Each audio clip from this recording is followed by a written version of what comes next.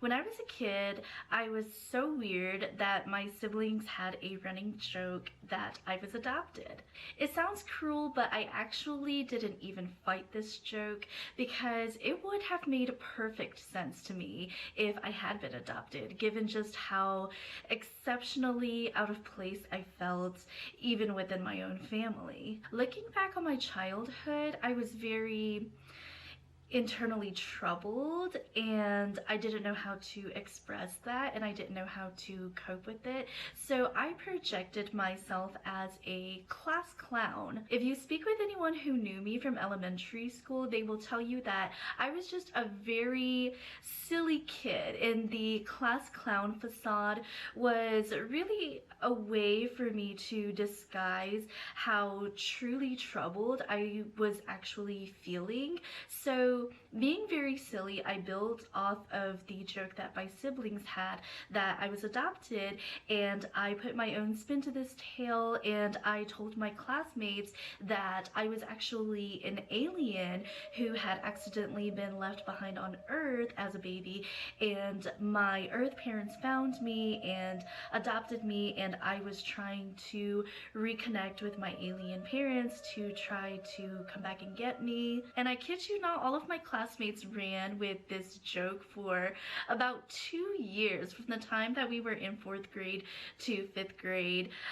They all knew that I was just a clown, and you know, of course it was just a joke, and they played along, and I played it off like, yeah, it's a joke. I couldn't possibly really be an alien that got left behind by some aliens. But there was a lot of subliminal truth to that joke, and I just never really told anyone that it was kind of just a way for me to mask how I was really feeling. So you can imagine what it felt for me 13 or 14 years later when I was about 23 years old, and I took my very first online MBTI test and got the results INFJ, and one of the descriptions was that INFJs tend to feel like aliens.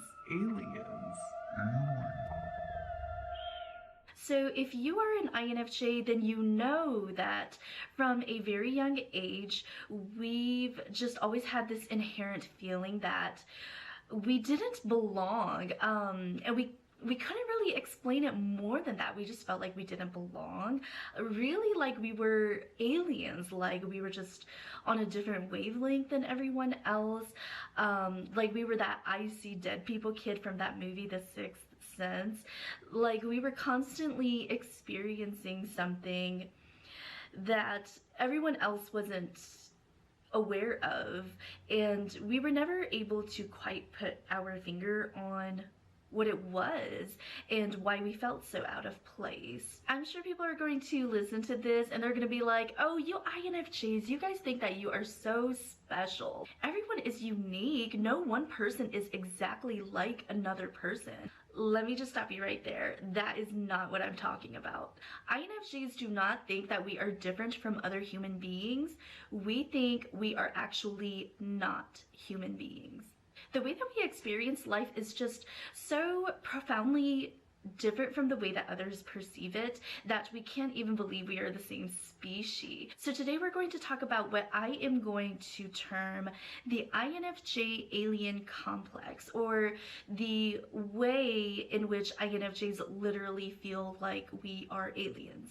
So INFJs and INTJs have the dominant cognitive function, introverted intuition. It's a perceiving function or an information gathering function, just like sensing, but whereas sensing is concerned with gathering information or perceiving the world through our 5 senses, our touch, taste, sight, hearing, and smell, which is what we call extroverted sensing, or perceiving the world based on our past memories of what was perceived through our 5 senses, which is what we call introverted sensing. INFJs and INTJs perceive the world through a very strange 6th sense, and I could try to explain it, but you likely will not really understand it unless you have it, and then even if you do have it, it's still so hard to explain into words that you may not even recognize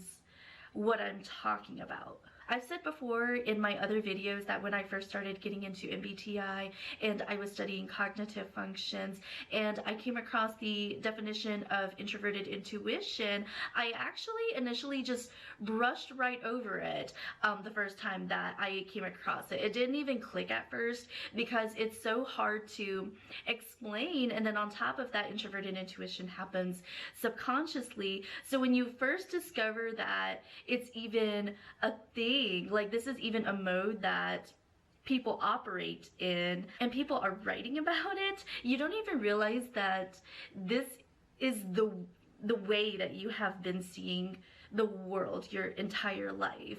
Carl Jung, who is essentially the father of the cognitive functions, says that introverted intuition is near impossible to describe. But the way that introverted intuition works is, instead of perceiving the world in terms of how things look, how they physically smell, how they taste, how they sound, introverted intuition perceives the world in terms of how are all of these things connected? What does it all mean?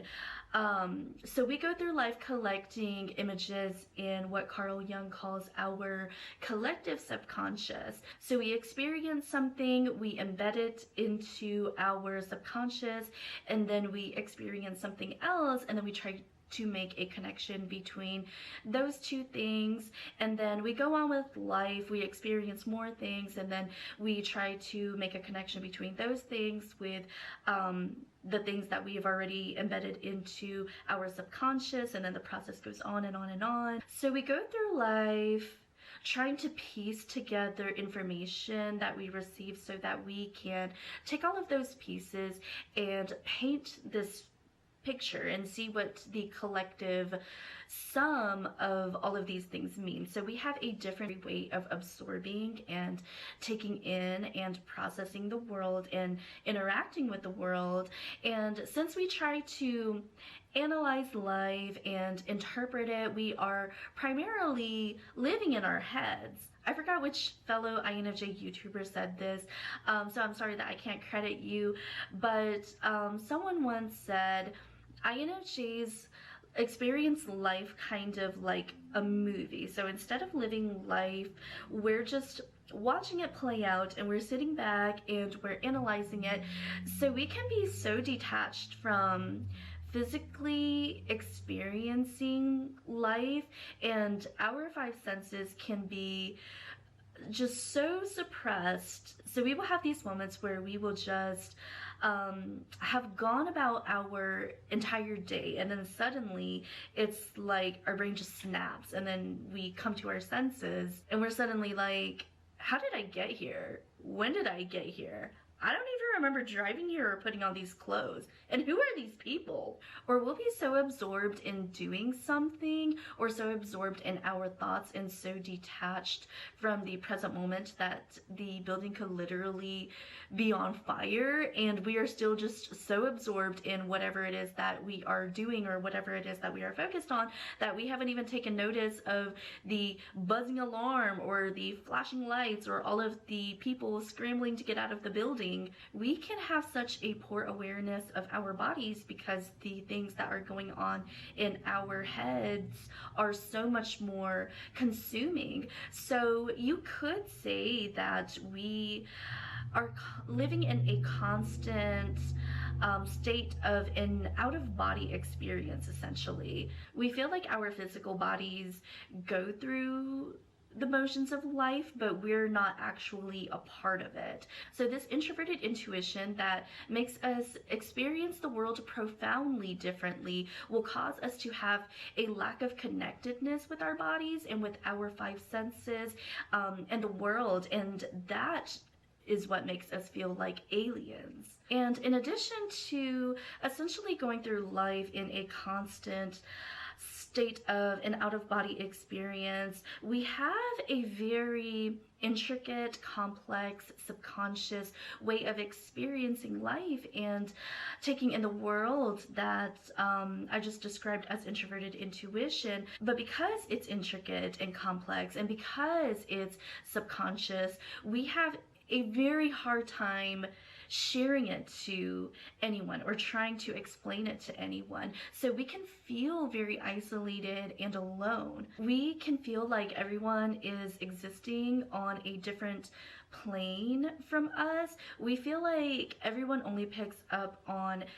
FM frequencies, and we're picking up on FM frequencies, but we're also picking up on AM frequencies, and we're trying to explain to everybody that we're hearing things other than just FM radio, and everyone's just looking at us like, what are you talking about? There is only FM radio. You must be schizophrenic. So back to the story of when I was younger and my siblings said that I was so weird and therefore must have been adopted. When you're a kid, you haven't really experienced so much, so you tend to think that everyone is like you, that they perceive the world in the same way that you do, and that everyone must hear both AM and FM frequencies. And it was the case for me, and I think it's the case for a lot of INFJs. When we're kids, we try to tell people about our introverted intuition, or our introverted intuition would make us behave certain ways. Like we'd be really introverted kids, or we'd be really aloof, or we'd appear so perceptive that it weirded people out, and then others wouldn't understand our NI or why we were behaving the way that we were, and then they'd react negatively to it, either by shunning us or making fun of us, or in my case I was told that I must have been adopted. So then we INFJs figure out that our NI is not safe, that it is not safe to tell people that we pick up on AM frequencies, because people don't see it as somehow exceptional or special. They look at us like we're freaks, and we learn at a very young age that the way that we think is not normal, that not everyone sees and experiences the world in the way that we do. Our way of perceiving the world is not like that of others, and we can't let others know that we think and feel this way. INFP children go through this experience as well of getting perceived as weird because of their dominant cognitive function, their introverted feeling. INFP, their introverted feeling causes them to be very emotionally and ethically in tune, but INFP children will tend to grow up to own this label of being weird. At first, they will be hurt by the way that the world can't understand them, but then they will grow more comfortable with their introverted feeling. They will embrace the fact that they're so different, and they will own it. This is why INFPs are stereotypically the emo kid who wears all black, and they purposely dress weird, and they're vocal and intentional and overt about the fact that they're not conformists and that they're not trying to fit in like everyone else. INFPs will be very authentic about their feelings and be very strongly convicted by their sense of morals and ethics, and because of that they will grow to have a very solid sense of themselves.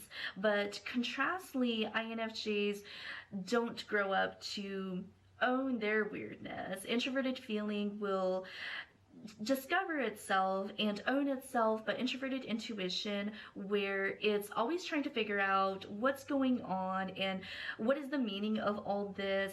And when we look inward, it's confusing and we can't find answers there, so then we look outward and the world doesn't have any more answers than we do, and then on top of that the world can be really cruel about introverted intuitiveness.